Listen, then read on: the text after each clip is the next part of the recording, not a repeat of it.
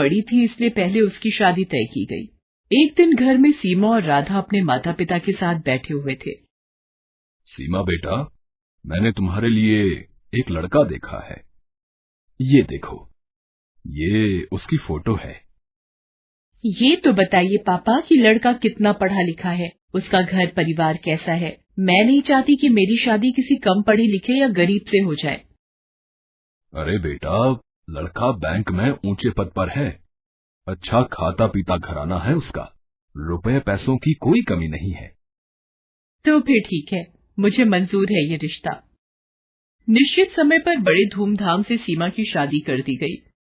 चूंकि सीमा बड़ी बेटी थी इसलिए उसके पापा ने शादी में कोई कसर नहीं छोड़ी। उन्होंने अपनी हैसियत से ज्यादा खर्च किया इस शादी पर। इसकी वजह से उन पर अच्छा खासा कर्ज भी हो गया। कुछ समय बाद राधा भी शादी के लायक हो गई। एक दिन, सुनो जी, मैंने राधा के लिए भी एक लड़का देखा है। ये लोग सीमा के ससुराल वालों जितने अमीर तो नहीं हैं, मगर शहर में उनका अपना घर और अपनी किराने की दुकान है। अपनी राधा खुश तो रहेगी ना वहाँ? हाँ हाँ, क्यों नहीं। चाहता तो मैं भी था कि सीमा की तरह राधा की शादी भी बड़े धूमधाम से करूं, मगर पैसे की समस्या सामने खड़ी है।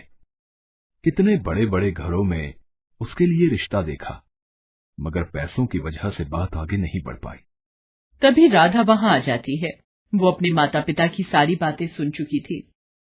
आप चिंता मत करो पापा, आपने जहाँ मेरा रिश्ता तय किया है मैं वहीं खुश रहूंगी। मुझे तो बस आप लोगों का आशीर्वाद चाहिए।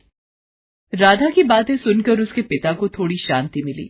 निश्चित समय पर बड़े ही सीधे साधे तरीके से राधा की भी शादी हो गई।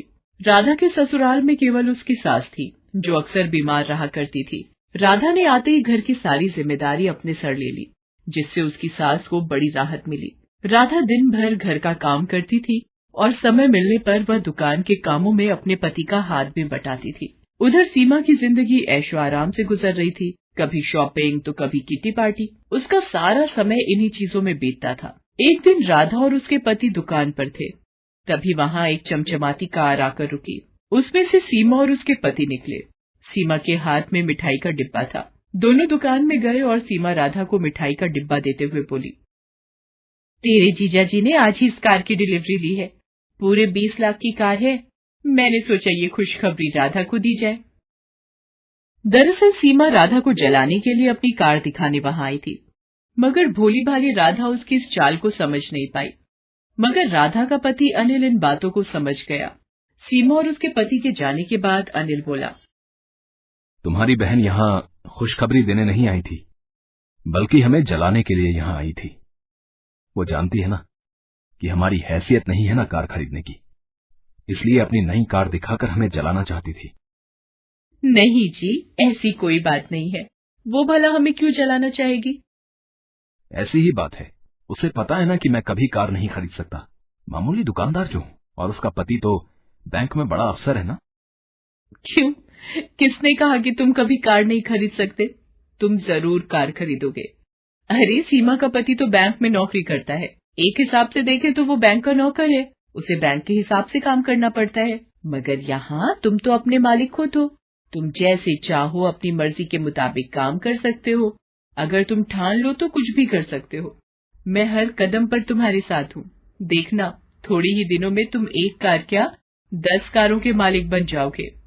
उसने सारी चिंता छोड़कर जी तोड़ मेहनत करना शुरू किया। वो रोजाना सुबह 7 बजे दुकान खोलता था और देर रात 10 बजे तक दुकान पर ही रहता था। दोपहर के बाद राधा भी उसका हाथ बटाने दुकान पर आ जाती थी। राधा और अनिल दोनों ही स्वभाव से कोमल थे। ग्राहकों से बड़ी ही विनम्रता से बात करते थे। इसका नतीजा ये होता था कि जो भी एक बार उनके यहाँ से सामान ले जाता, वो फिर बार बार वहीं आता था। ग्राहकों को कम दाम में अच्छा माल देने के लिए राधा और अनिल ने एक शानदार योजना बनाई। वो दुकान का सामान शहर के व्यापारियों से न खरीदकर सीधे दिल्ली और मुंबई जैसे बड़े शहरों से मंगाने लगे। इससे ग्राहकों को भी अच्छा सामान मिल जाता था और दुकान में मुनाफा भी ज्यादा होता था।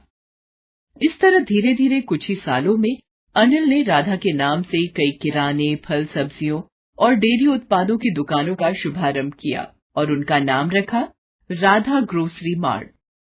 अब अनिल और राधा की शहर में कई ग्रोसरी दुकानें थीं। उनकी गिनती अब शहर के जाने माने और अमीर हस्तियों में होने लगी थी।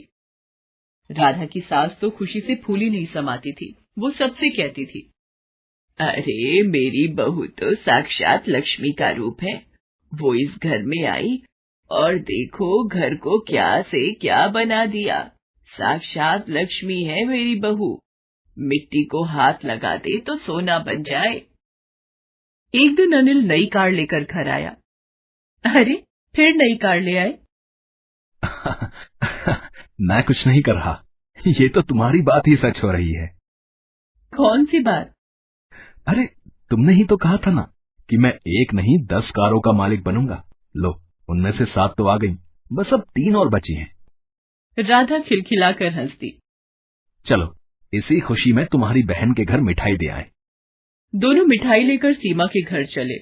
कार से उतरकर दोनों उसके घर के अंदर पहुंचे। अंदर सीमा और उसके पति में लड़ाई चल रही थी। इस लड़ाई की धुन में उन्हें पता ही नहीं चला कि कब राधा और अनिल वहां आए। अरे मैं पूछती हूँ कि जरूरत क्या थी बैंक में पैसे गबन करने की? तुम्हारी जमानत करवाने में घर की सारी जमा पूंजी खर्च हो गई। पर से बैंक ने तुम्हें नौकरी से भी निकाल दिया है। घर में एक पैसा भी नहीं है। घर गाड़ी सब गिरवी पड़े हैं। तुम्हारे एक गलत कदम ने सब मिट्टी में मिला दिया। मैंने क्या अपने लिए बैंक से पैसे गबन किए थे? ये सब तुम्हारी वजह से हुआ है। तुम्हें ही शौक चढ़ा था पार्टी करने का, शॉपिंग करने का। अब भुगतो। देखो जी, ताने मत मारो। कोई और लड़की होती तो अब तक तुम्हें ठेंगा दिखाकर अपने मायके चली गई होती। तो तुम भी चली जाओ ना, किसने रोका है तुम्हें? जानते हो ना कि मेरे मायके की हालत खराब है, इसीलिए शेर बन रहे हो। अभी वो लोग झगड़ ही रहे थे कि उनकी नजर अनिल और राधा पर पड़ती है। सीमा रोते हुए राधा से लिपट जाती है। अरे आप लोग यहाँ, मैं आपको कुछ कहने की जरूरत नहीं है। हम लोग सब जान चुके हैं। मैंने सुना है इस महीने आप एक नई ग्रोसरी स्टोर खोलने वाले हो। अगर वहां का मैनेजर आप मुझे बना दें तो बड़ी कृपा होगी। हमारे घर की हालत तो आप देख ही रहे हैं। आपसे कुछ छुपा हुआ नहीं है। अनिल और राधा ने एक बार एक दूसरे की ओर देखा और फिर सीमा के पति को हाँ बोल दिया। अब सीमा का सारा घमंड चूर चूर हो गया था। एक समय में जिसे वो अपनी दौलत की झूठी शान दिखाकर जलाना चाहती थी, आज वो उसी के रहमो करम पर थी। उसे एहसास हो गया था कि दौलत पर कभी घमंड